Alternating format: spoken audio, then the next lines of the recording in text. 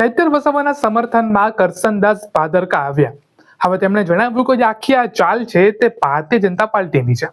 ચૈતર વસાવાને હાલ 7 વર્ષની જે સજા છે તે થઈ છે.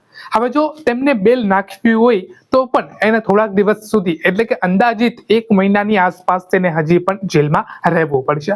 અને એવું નથી કે ખાલી એને જ જેલમાં રહેવું પડશે, બાકીના જે 9 આરોપી છે જે એના પરિવારના છે અને એમની પત્ની પણ છે, સાથે એક નાનું બાળક પણ આપણને વિડીયોમાં જોવા મળે છે. પરંતુ આ જે 9 વ્યક્તિઓ છે તેને પણ આ જે સજા છે તે 7 વર્ષની થઈ છે. આવો જાણીએ કે કરસનદાસ ભાદરકાએ શું કહ્યું. જય જય જય જય જય જય જય આદિવાસી, જય જોહાર. ચૈતરભાઈ વસાવા અને એમના પરિવારને બિનરાજકીય રીતે વ્યક્તિગત સમર્થન કરું છું.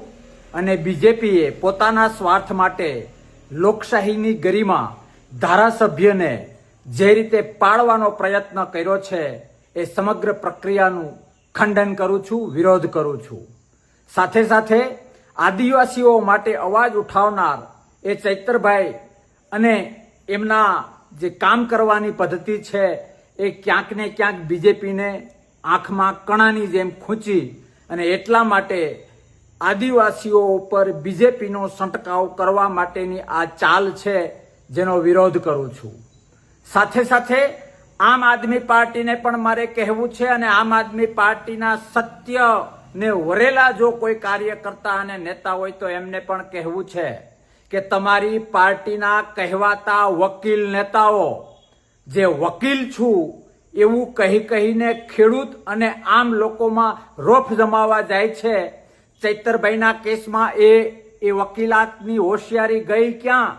શા માટે તાકાતથી લડી ન શક્યા?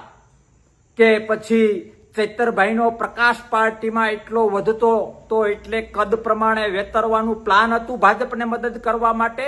એનો જવાબ લોકશાહી પ્રેમી અને કોઈ પણ બંધારણી પ્રેમી માંગે છે એ આપવો જોઈએ. વિશેષ કંઈ નથી કહેવું, પણ ધારાસભ્ય પદની ગરિમા જે લોકશાહીમાં હોવી જોઈએ એનું બીજેપીએ ખંડન કર્યું છે.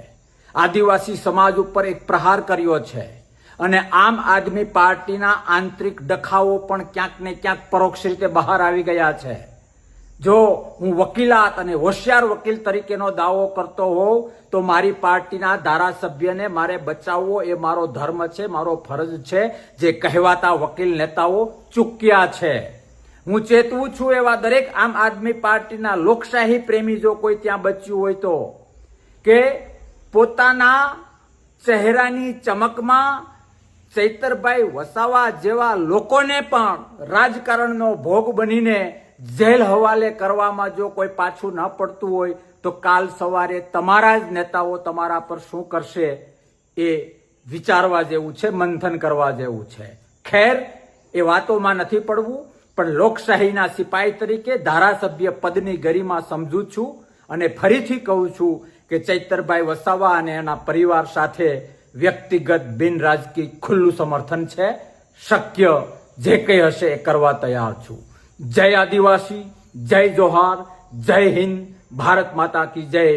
લોકશાહી છે, લોક એકતા જિંદાબાદ, લોક એકતા જિંદાબાદ, લોક એકતા જિંદાબાદ.